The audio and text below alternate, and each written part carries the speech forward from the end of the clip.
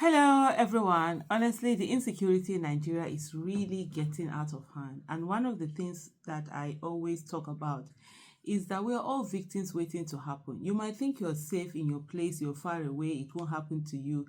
But really, as long as it happens to the last person, as long as it happens to another person, it's all a matter of time before gradually it creeps to where you are. And I mean, if you've ever heard me say something about victimhood and being survivors, there's this saying I always do, and a lot of people do know about it. I'll repeat it here again to say that yesterday's victims were once survivors. Today's victims were yesterday's survivors. And tomorrow's victims would be today's survivors. The question I always ask is, who is next? Because most times we always think that it will not be us. It will never be, oh, thank God I've survived. It can never be my portion. Guess what? The last person that always said so, when it came to his son, it was always also his portion. And if we do nothing about this thing, it's only a matter of time before it gets to us.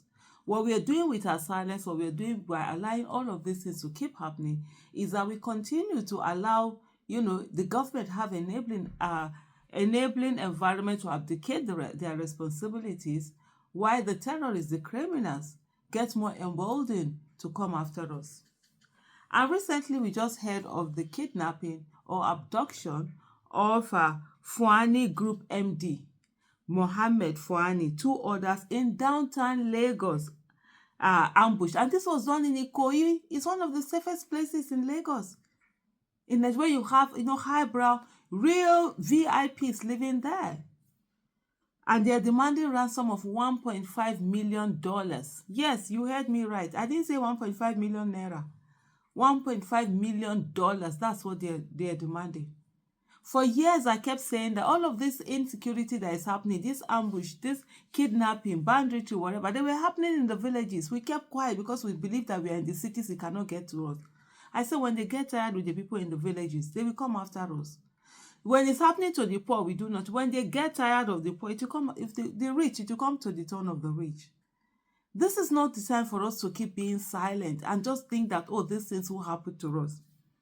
People's Gazette said armed assailants on Friday seized Mohammed Fuani of electronic distributor Fuani Group, as well as at least two others during a deadly ambush in Ikoyi, Lagos, according to sources familiar with the development. Police spokesman Benjamin Hundeyi told People's Gazette he was not yet briefed on the attacks on that Saturday afternoon, not even night, not at the end of the afternoon, broad daylight. But maintained an investigation had already commenced to unravel the situation. Multiple sources with information said it occurred near Falomo Bridge. Fuani Group, run by Mohammed Fuani and other prominent Lebanese business people, is the major distributor of LG and Hisense products in Nigeria. The company itself has not yet issued a statement on the incident. Sources said the abductors had contacted people near the victims for a ransom of $1.5 million. The Gazette was unable to independently authenticate this demand or whether or not it came from the abductors. A Lagos police source said the incident would likely unnerve the command, which had hitherto boasted of its capacity to keep kidnap for ransom activities low across the state, even as they spread in other parts of the country. Most expatriates and diplomats in Nigeria are based in Lagos, especially in the highbrow Ikoyi neighborhood, where security had long been assumed to be above frequent breaches by motivated assailants. If there's anyone who still think that, oh, they are free from what is happening in Nigeria, I just laugh. None of us is safe. Nobody is safe.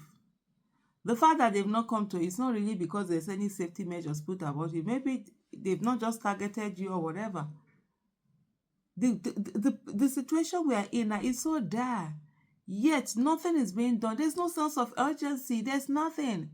There's just selfishness because some people feel that, oh, they've packed DSS people around themselves and their families. They've packed military, they have soldiers guarding them, so the rest of the people can go to places for all the care. As long as one person is not safe, we all are not safe. People don't seem to understand that. We are as strong as the weakest amongst us.